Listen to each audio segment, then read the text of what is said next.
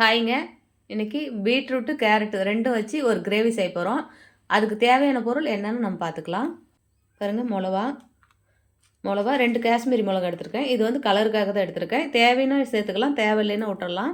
மிளவா, கொத்தமல்லி, ஜீரகம், மிளகு இதை வறுத்துக்கலாம். எண்ணெய் சேர்க்காமல் வறுத்துக்கலாம். எண்ணெய் சேர்த்தோம் அப்படின்னா ஒன்றோட ஒன்று ஒட்டிடும், அதனால் நல்லா இருக்காது. பாருங்கள், வறுத்தாச்சு. இதை நம்ம ஒரு பிளேட்டில் போட்டு ஆற வச்சுக்கலாம். ஒரே 1 ஸ்பூன் புழுங்கல் அரிசி சேர்த்துக்கலாம்.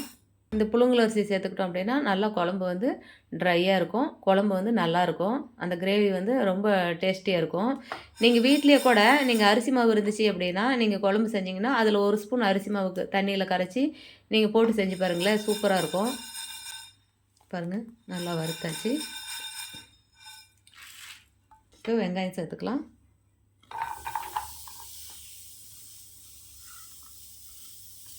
எண்ணெய் சேர்த்துக்கலாம்.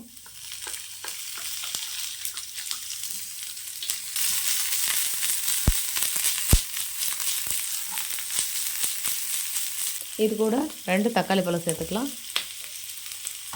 இவ்வளோ தேங்காய் மட்டும் சேர்த்துக்கலாம். தேங்காய் வந்து கம்மியாக சேர்த்துக்கோங்க. தேங்காய் அதிகமாக சேர்த்தா நல்லா இருக்காது, இனிச்ச மாதிரி இருக்கும். அதனால் கம்மியாக தேங்காய் எடுத்துக்கோங்க. இதை நம்ம இப்போ அரைச்சிட்டு வந்துடலாம். பாருங்கள், நல்லா செவக்க வதங்கியாச்சு. இதை நம்ம இப்போ ஒரு பிளேட்டில் கொட்டி ஆற வச்சு அரைச்சிட்டு வந்துடலாம். கடாயை வச்சாச்சு. எண்ணெய் சேர்த்துக்கலாம். கடுகு, உளுத்தம் பருப்பு சேர்த்துக்கலாம்.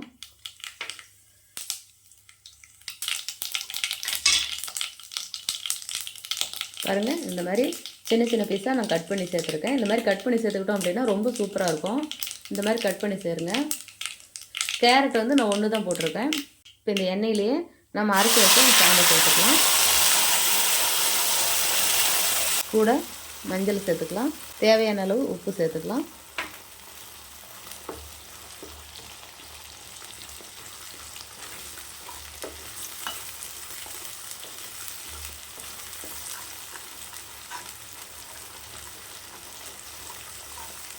நல்லா இந்த எண்ணெயிலேயே இந்த சாந்தம் ஊற்றணும் அப்படின்னா ரொம்ப மணமாக இருக்கும், அதுக்காக தான் சேர்த்துருக்கேன்.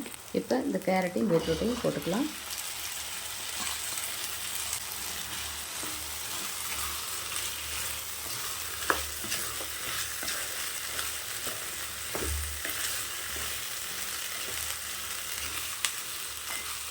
தண்ணி சேர்த்துக்கலாம். காயெல்லாம் நல்லா வேகணும் இல்லையா, அதனால் நான் தண்ணி சேர்த்துருக்கேன்.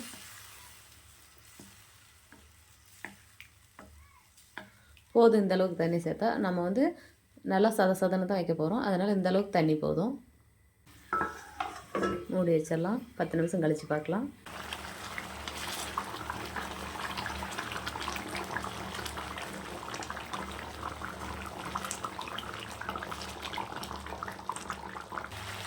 கேரட் பீட்ரூட் கிரேவி ரெடி ஆயிடுச்சு. இதே மாதிரி நீங்களும் ட்ரை பண்ணி பாருங்கள்.